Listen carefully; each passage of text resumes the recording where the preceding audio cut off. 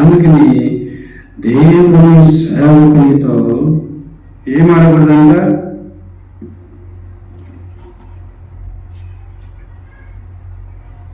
ఈయన జగడమాడు, కేకం వేడు, వీధులలో ఈయన శబ్దముఖనికి వినబడదు.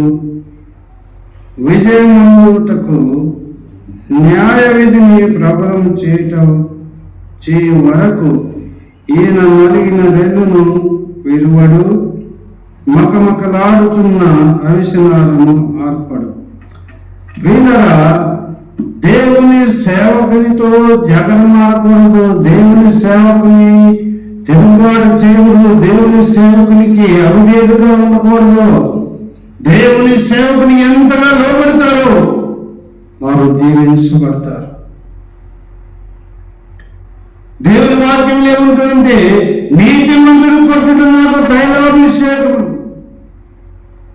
నీతిమంతుడు కొట్టుట నాకు తైలాభిషేకం. దేవుని సేవకుడు కొట్టిన, తిట్టిన, గద్దించిన, హెచ్చరించిన, బుద్ధి చెప్పిన అది మీ క్షేమం కొరకే, మీ క్షేమం కొరకే గద్దిస్తాడు, దిద్దుతాడు, హెచ్చరిస్తాడు. ఎందుకు? దేవుని సేవకునిగా దేవుడు ఎన్నిక చేసింది.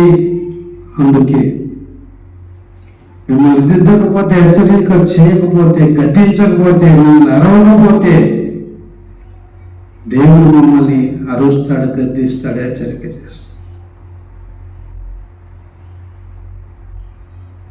హెచ్చరిక చేస్తాడు. మేము హెచ్చరిక చేసినప్పుడు ఎలా ఉంటుందంటే కొంతమందికి ఒకరి నడత వాని దృష్టికి యథార్థంగా కనపడుతుందంట. ఎట్లంట? ఒకరి నడత వాని దృష్టికి యథార్థంగా కనపడుతుందంట.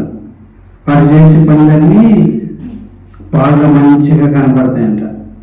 మంచిగా కనపడుతుంది. నేను చేసిందంతా కరెక్టే అని అనుకుంటుంటాడంట. ఒకరి నడత ఒకరు చేసినంత కరెక్ట్ అనుకుంటాడు. తుదకని మరణంకు దారి తీస్తుంది. ఒకరి నడత వారి దృష్టికి యథార్థముగా కనబడదు, కానీ తుదకని మరణముకు దారి తీయను అని ఉంటుంది. ఒకరి నడత వారి దృష్టికి యథార్థముగా కనబడను, కానీ వారి దృష్టికి యథార్థం కనపడుతుంది, కానీ తుదకని మరణానికి తీసుకుని వెళ్తుందట. అబ్షాలోము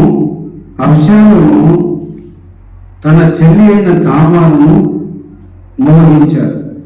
అబ్షాలోము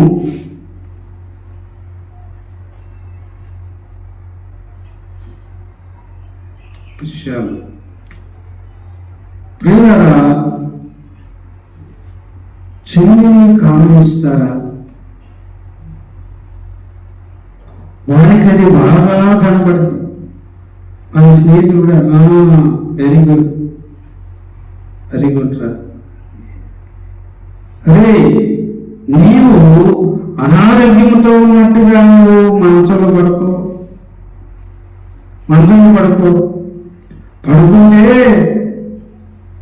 అప్పుడు మీ తండ్రి గారికి చెప్తాను, వారికి అనారోగ్యంగా ఉంది, తన చెల్లి అయిన తామాను ఫోన్ చేసుకొని వారికి పెట్టమని చెప్తాము, ఆమె వస్తుంది, అప్పుడు నీవు ఆమెను బలవంతం చేయరా అని దుష్ట స్నేహితులు సలహా ఇచ్చారు. అలాగే చెల్లెలు తామారు అప్పుడు చేసుకుని వచ్చింది, చేశారు.